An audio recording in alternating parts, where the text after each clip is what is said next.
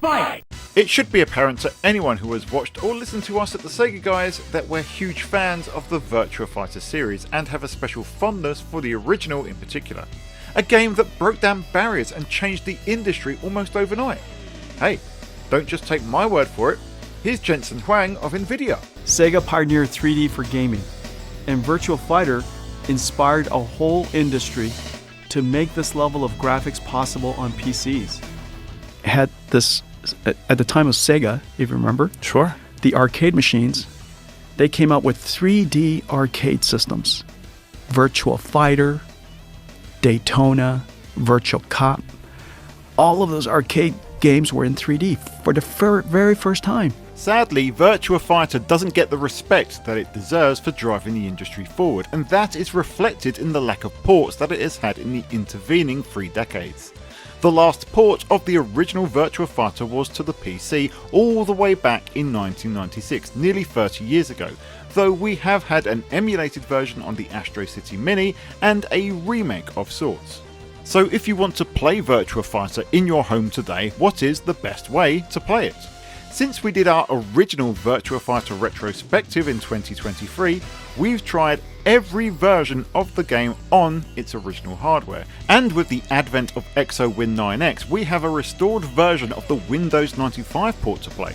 With all that in mind, we can now confirm to you what is the definitive best way to play the original Virtua Fighter. So join me, Dan the Mega Driver of the Sega Guys, as I rank these versions from worst to best.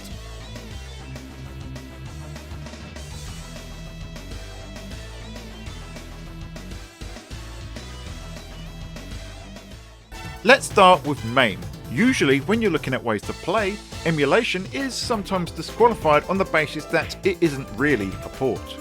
However, there are 2 reasons why I'm including MAME here. Firstly, because on this occasion I'm not just looking at ports, otherwise the Astro City Mini version would also be disqualified. And secondly, because Virtua Fighter on MAME is a curious case indeed.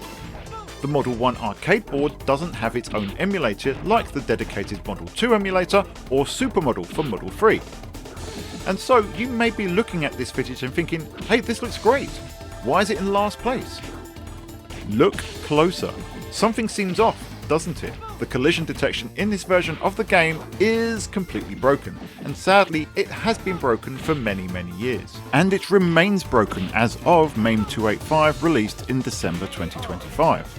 It's a shame, as this would easily be the best way to play the original Virtua Fighter if it worked, but as things stand, it's borderline unplayable.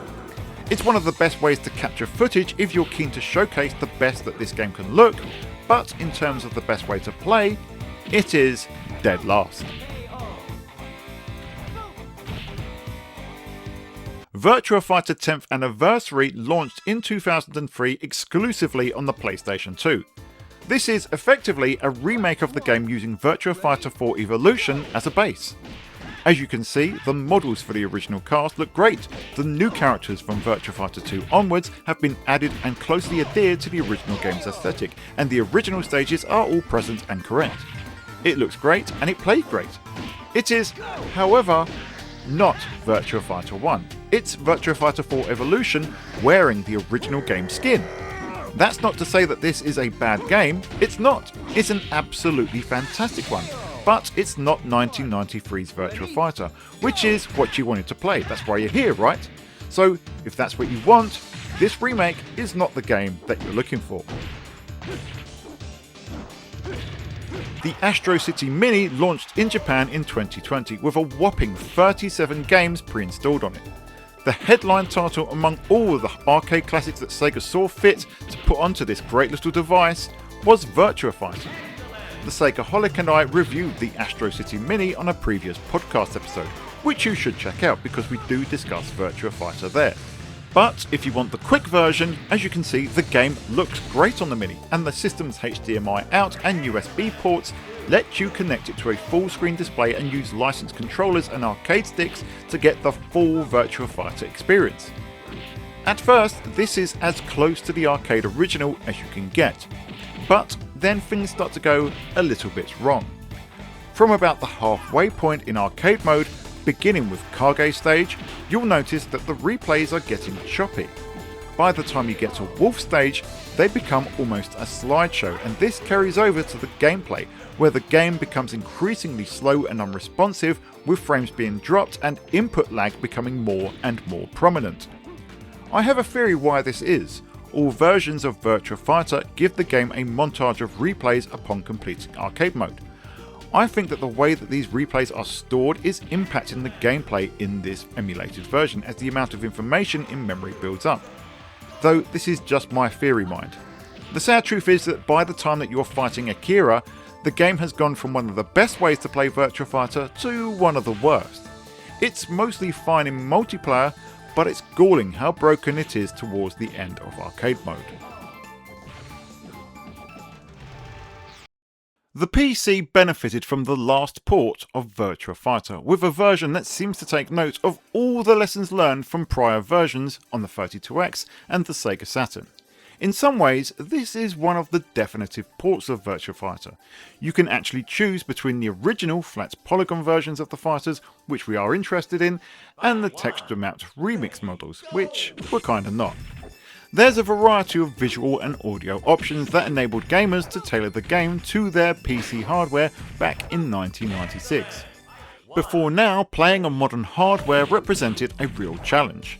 This is a Windows 95 game, and getting it to run at all required a few compatibility option changes, as well as a few third-party apps to force the game to run at the correct 4:3 aspect ratio, and to cap the frame rate at 30 frames per second, because otherwise the game runs completely unlocked and is unplayable.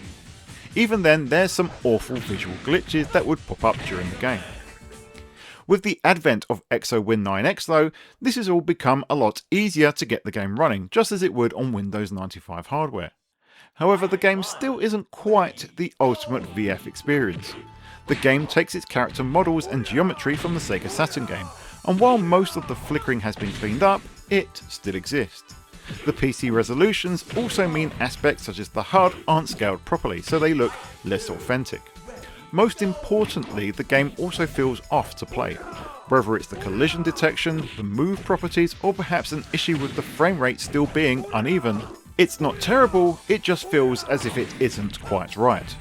I'm sure that there are further improvements the PC modding community could make to establish this as the definitive version, but even via emulated Windows 95 hardware, it's still just not quite right, though that doesn't stop it from still being a very good version nonetheless.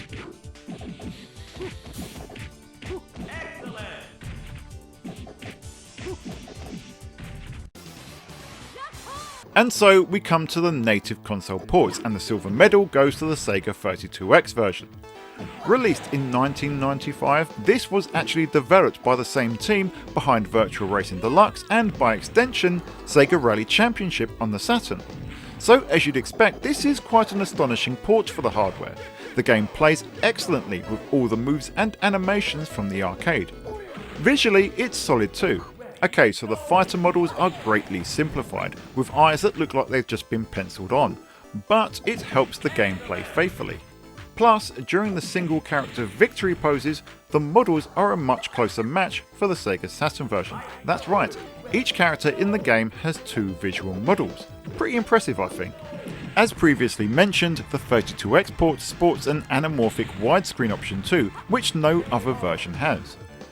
The music and sounds are a bit of a sore point, however, with a soundtrack that doesn't quite seem to make any use of the 32X's sound chip, with music subsequently reduced to a fairly average Mega Drive sounding affair. There's also a little bit of slowdown in matches, but not enough that it ruins the experience. Getting the 32X and a copy of this game back in 1995 would have been the most cost-effective way to play Virtua Fighter in the home, compared to the Saturn and even the Windows PC version that released a year later. These days though, a 32X is probably one of the most expensive ways to play this game, given the unit often costs hundreds and the game itself at least another 50. Still, if you have them, this is one of the best ways to play Virtua Fighter, and via an emulator like Hacker Fusion, it's also an easy and reliable way to play a solid conversion.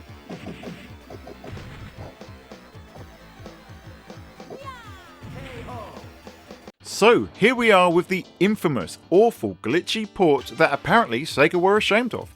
Yet some 30 years later it is still the best way to play Virtua Fighter in the home.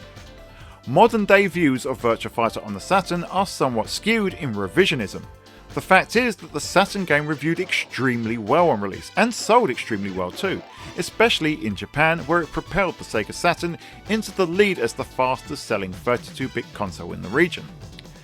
Many reviews of the era claim that the Saturn ports were arcade perfect and a killer app, and while that enthusiasm waned when the Western release rolled around, it still demonstrates that the game was very well received on launch. Coming just a year after the original Virtua Fighter in arcades and developed in just over 6 months, it's actually a great conversion considering it was a rushed port of one of the most cutting-edge video games in the world at the time. The polygonal glitching is disappointing, but it isn't noticeable in gameplay to the extent that some magazines thought that the PAL version had been fixed, despite it sharing the same issues as the Japanese original. And no, there are no subsequent revisions that fix the issue. It's neither better nor worse regardless what region's release you're playing.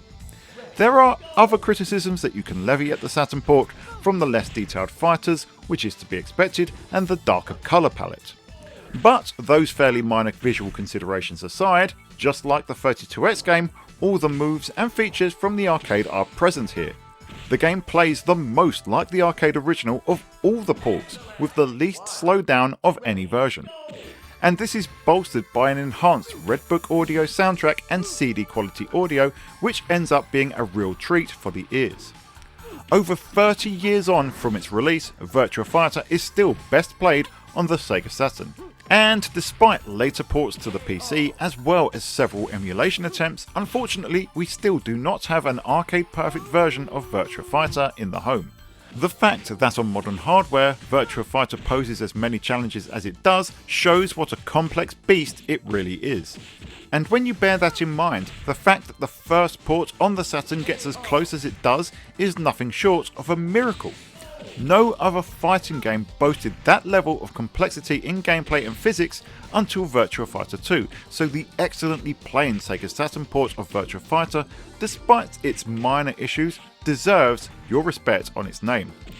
And if those glitches put you off, and you don't mind a different looking port of Virtua Fighter, hey, there's always Virtua Fighter Remix.